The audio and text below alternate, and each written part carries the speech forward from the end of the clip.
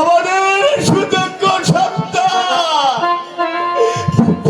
কথাগুলো তুমি শুনলে তো দাদারা মায়েরা, এই জন্য কি বৃদ্ধ বাবা মারা এই হাতে কাছে আমল ধরে এইসব বাবুদের বাড়ি দরজায় কিছু লেখে সন্তানকে মানুষ করে।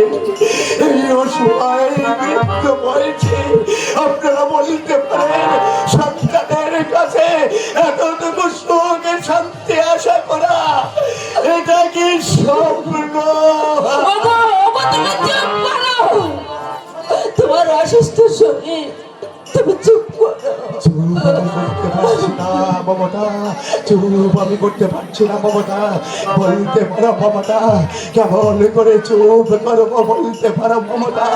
যে সন্তানকে লালন পালন করে আমি বড় করে করলাম, আমি আমার বুকের ভিতরটা ভেঙে যাচ্ছে মমতা, আমার জবন ভেঙে যাচ্ছে মমতা।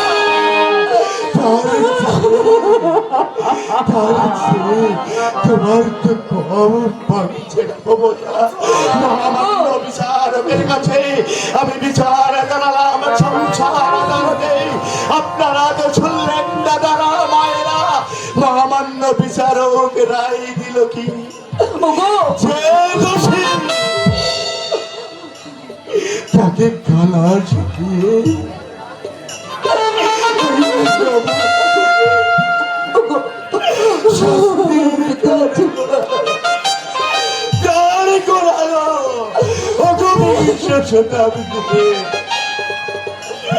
বাবারা মায়েরা,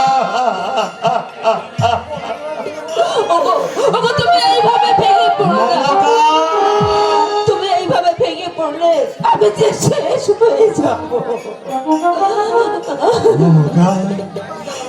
আজ উদ্ধার রাজা রামচন্দ্র বিষয় সম্পত্তি ঐশ্বর্য সব কিছু রেখে রাজ সিংহাসনে রেখে আপনারাই তো বলেছেন বাবারা মায়েরা সীতাকে নিয়ে পিতৃ সত্য পালনের জন্য পদে গিয়েছিল।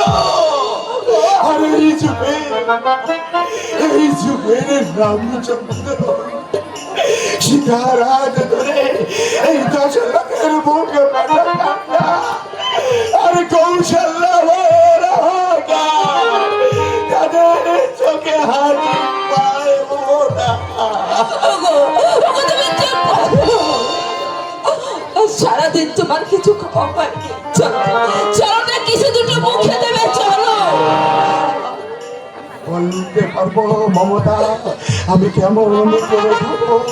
আমার এক পুত্র ছেলের কন্যা সহ্য কাজ আছে, আমার দাদু ভাই একদিকে চন্দন আছে। ওরে মমতা আমি কি জগতে থাকবো? ওদের আমি কেমন করে খাবো? তুমি বলতে পারো মমতা এই কি শুভঙ্কর চৌধুরীর জীবনে লেখা ছিল মমতা?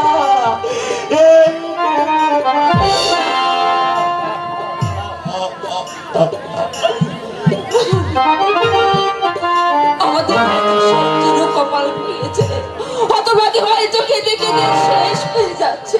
কাঁদবে না, আমরা যে তাকে তোকের সাগরে ভাসিয়ে দিয়েছি, দিব্যেন্দুর ভবিষ্যৎ গড়তে গিয়ে আমার সূর্যের ভবিষ্যৎ আমি অন্ধকারে ঢেকে দিয়েছি।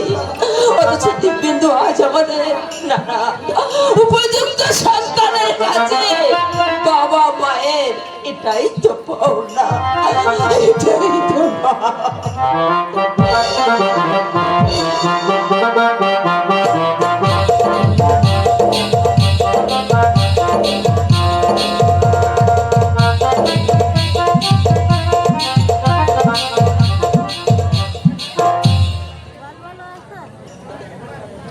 সম্মানিত সুধী, সিঁদুর দিয়ে কিনলাম যাত্রা পালায় বাবার চরিত্রে আমাদের শ্রদ্ধাভাজন দেবুদাকে অনেকে পুরস্কার করেছে।